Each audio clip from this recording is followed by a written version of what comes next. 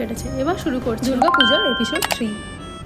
সপ্তমীর দিন মা বাবাকে নিয়ে বেরোলাম ঠাকুর দেখতে। আমাদের প্ল্যান ছিল চৈতন্যপুর। যেহেতু আমরা সন্ধ্যে 7টায় বেরিয়েছিলাম, তো আমাদের চৈতন্যপুর থেকে ফিরতে অনেক লেট হয়ে যেত, তাই সেই প্ল্যানটা ক্যান্সেল করে আমরা চলে গেলাম দুর্গাচক। আর দুর্গাচকের মিলন সঙ্গের প্রত্যেকবারে প্যান্ডেলটা খুব ভালো হয়, আর এইবার ওদের থিম ছিল ডোকরা আর্ট।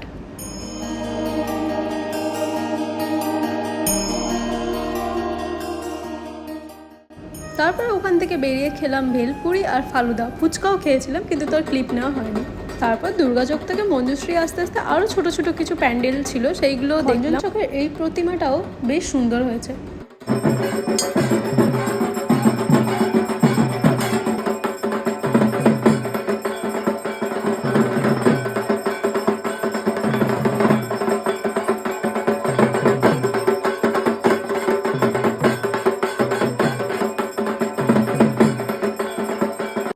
আমার মনে হয় প্রত্যেকটা বাঙালিরই এই ঢাকের আওয়াজ খুবই ভালো লাগে।